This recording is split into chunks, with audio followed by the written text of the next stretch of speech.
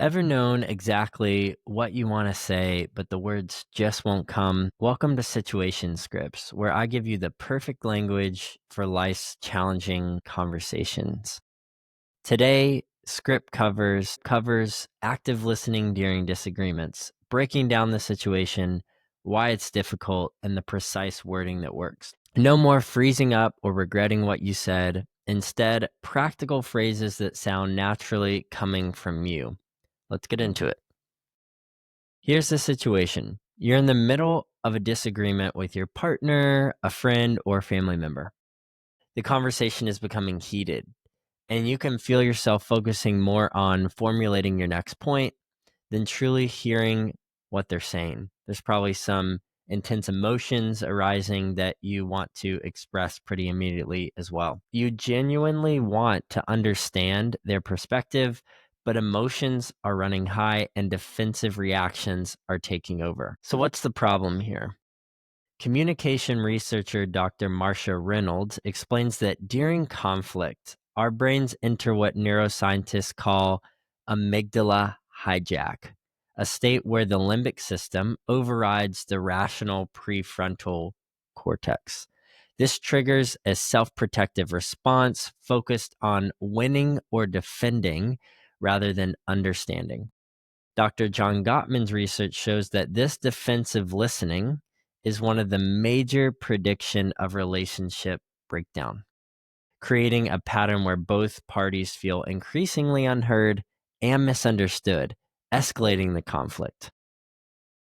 So what framework or solution do we use to resolve this? Let's look to Dr. Marshall Rosenberg's the reflect, ask, confirm technique. So the first step here is pause your response preparation. You want to take a deep breath and mentally set aside your counter arguments temporarily. The breath buys you time, and the setting aside the counter arguments temporarily says, it's not that I won't be able to share these counter arguments or express my view or opinion, but I'm going to put them in the right order and right timing by not doing it right now. By setting that aside, it allows you to reset to focus on what is the first and what is the most important response I need to have in this situation. As you're listening to this person, you want to reflect back key points. It's using phrases like, let me make sure I understand. You're saying that, and then you want to paraphrase their perspective without judgment. Reflecting comes from a physical object that we all use, a mirror. You want to act like a mirror in this situation by simply holding up that person's experience to the mirror in a way where the mirror is simply and objectively reflecting back what that person is trying to say. Your ability to tune in to primarily understand before you are understood sets the tone for this conflict management. Leading with the phrase, let me make sure I understand, is having the humility that you may not understand. It's communicating the value of understanding, and it's providing the safety and security to say how important it is that you understand in order to continue the conversation. Those three principles are packed into this one statement and are the difference between this conversation being resolved and being worse. The next thing you want to do is ask clarifying questions. An example would be, could you help me understand more about why this is important to you? Or what part of this feels most significant to you? By leading with a clarifying question, it again has the humility to say, I'm not sure what is most important because I'm not you, so I want to figure that out. Two, it's most important that I realize what's most important to you, so we're speaking the same language and we're prioritizing the right things. And three, it gives this person a sense of dignity and disarming, that allows them to settle into the moment. They don't feel on edge and threatened like they have to prove themselves. They have to be pressured to move on quickly. They can simply share where they're coming from. And maybe they don't even know. So it gives them a chance to take a moment to process, to really come to terms with what's most significant, and to explain what's important to them based on who they are and their experience within the situation. The next step you're going to do is confirm understanding before responding. You want to say, is that right? Am I understanding your perspective correctly? This is what I like to call refinement resolution. Refinement is a series or rounds of edits and reflections and drafts, per se, verbally, of you listening to what someone says, reflecting back, getting it a little right usually, but of course, because we're human and we see and understand in part, not fully getting it right, have that person correct or restate it, then you reflect your understanding and process it. And you do that a few times, and that's the refinement process in order to get to the resolve. We live in this common misconception in conflict that it's very linear, that someone's going to share their point, you're going to share yours. There's one winner, one loser, and it'll be done after that. It takes patience and humility, trust and vulnerability to go back and forth, to work together. The point is not how quickly can I prove that I am right, that I'm certain, and that I win. The point is to say, how well do I understand this person? How deeply am I loving them? How connected are we? And those questions are a mindset shift from the most important goal in any situation. And it might feel embarrassing or frustrating to think, I got to ask all these questions. No, I definitely understand them. But we give ourselves more credit than we often deserve. And it takes a lot of practice and starting to ask the questions, assuming that you don't know, that you're not good at active listening, that you're not really going to understand who that person is at first. And the commitment is asking the questions out of a trust and a humility to know that it's the essential path to asking the questions less. You should always be asking the questions, but just like you learn any skill, you have to start with trusting it, even though it feels unnatural and a bit forced and vulnerable, in order to get to the place where you're skillful at it. So ask these questions. Then you want to acknowledge validity, even in disagreement. This can be tough for people that have a dualistic perspective on this, but you say something like, I can see why you would feel that way, given insert their perspective, given the way you were raised, given your experience to this, given that you really value this. My experience has been different because, and then you put in your perspective, because I wasn't raised that way, because my experience was actually this, or what I believe about this is this.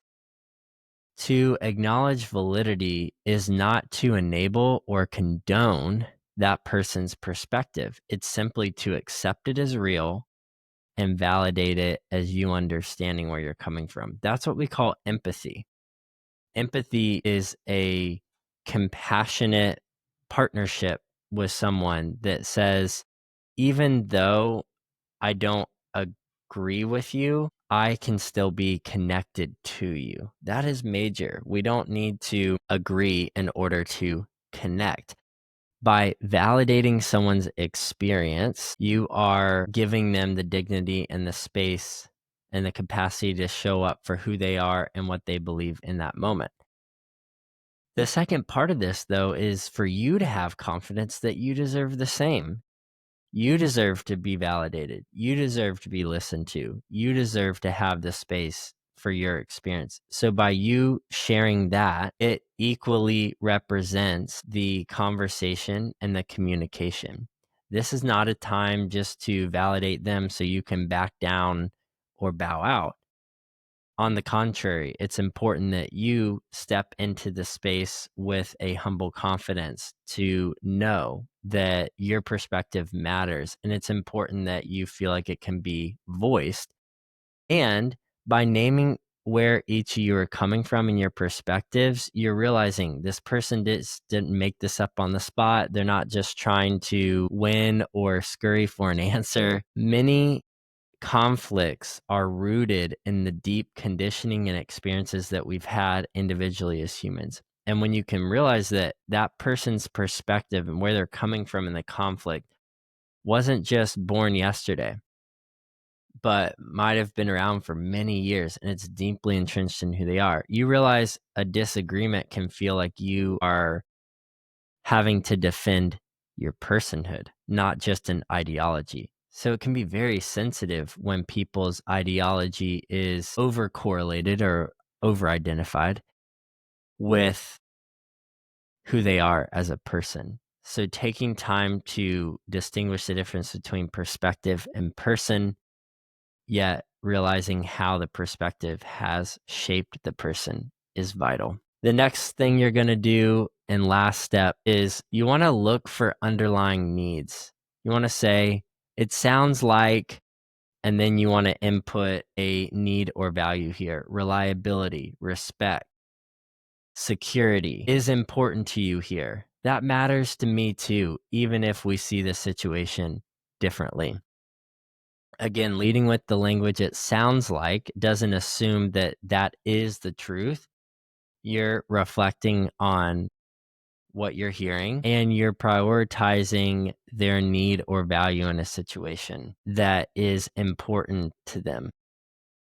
Then by saying it matters to me too is saying most of the time we share values with people. Now, we usually don't share them to the same degree because we're different people, but that is a bonding moment where you can look like and reiterate that you're on the same team. There is no enemies. You are able to dialogue in a way that makes you both better to say, I also care about that, even if we see the situation differently. So that is powerful language. So let's go through this as an example in a situation. Okay, I'm going to use a real life example I just had with my wife last night. We were discussing weekend plans and there were a few different options. One was a fishing adventure with my father-in-law who wants to take my son, even though he's one, to experience a family fishing day in the morning. The second plan was a musical event that's put on by our city and town where I was potentially going to play some music. And the third was a friend's milestone birthday that evening. I communicated that I wanted to do the musical event, but that would require preparation and therefore not being able to go to the fishing day. My wife really cares about her family and wants to honor my father-in-law's ask for my son to be there. So she wanted to do that. I did not respond in this method, and if I did, it would have gone a lot better. But let's imagine I did. I get a second take. As we're starting to enter into the conflict about what to do, going to take a deep breath and mentally set aside the counter arguments. So anything I want to initially use to defend or prove, I'm going to set aside. I want to hear her out. And then I'm going to say, let me make sure I understand. You're saying that your value for your dad's ask for our son to be there is really important to you and it would mean a lot to your dad and that's valuable to you. And so you would want to prioritize this event given those values. And then I'll see what she says. And then I may have a clarifying question. So even though I might have reflected back that I can understand why that's important, maybe I don't understand how it's important in light of the other things we have to do. So then I would say, could you help me understand more about why this is important to you or what part feels most significant? Or in this case, I could say why it feels more important than these other events. And then she would break it down and say, well, because we're not that close to the couple whose birthday dinner we're having, or you didn't have a solid plan for this musical event, so it feels last minute and scattered. So understanding where she's coming from and why she's prioritizing this. And again, she reiterated, well, the value that I have for my family and expressing this, and it's been a solid plan. I've told you it's important to me. Those are things that she would share. Then I'm going to confirm understanding before responding. So I end with saying, is that right? Am I understanding your perspective correctly? That even though all three are important, even though you want me to be able to play in this event, given it wasn't well planned on my end, given we're not as close to the couple for the birthday dinner, that this fishing event takes precedence over all that. Then you want to acknowledge the validity even in a disagreement. So I would say, I can see why you would feel that way in being frustrated with me and feeling like I don't have as much of a leg to stand on in my plans given yours, and that actually the fishing day is early enough in the day where both can happen. So given your perspective in that, my experience has been different because I don't think he's old enough to fish. And I think there'll be another opportunity to do that, that even though the plans have changed a bit with the musical event, I still really want to play. Right. So I'm able to validate where she's coming from while also shedding a bit more light on where I'm coming from. And then I end with looking for underlying needs. I say, it sounds like the value to spend time with family, having a properly planned event, and giving a clear heads up and communication is really important and validating in what we do or don't do as a family on the weekends. I want to say all those things mattered to me too. In this situation, I didn't execute that to the degree that I needed. But even if we see the situation different, I want you to know that I see where you're coming from and I want to make it happen. So that's an example of how you would ideally handle this situation. Now, again, I realize none of us are perfect. This is a literal script, but I encourage you to watch this video to practice each step. Is there a particular place in the process you are getting stuck that you do struggle more with? Face those, be real, and have the humility to practice, practice, practice. Now, I encourage you to practice in situations that are less emotional or less heightened in potential risk to disconnect, meaning don't use this in a major conflict about where to live or finances. Use this in a smaller situation to start with, like making certain plans on a weekday. So here's a script for what to say when the argument or conversation starts getting more heated, how you can maintain composure in the conflict, and ultimately how you can resolve it, where you're prioritizing understanding, being on the same team, and effectively expressing your needs while clearly understanding someone else's. That's it, y'all. Until next time.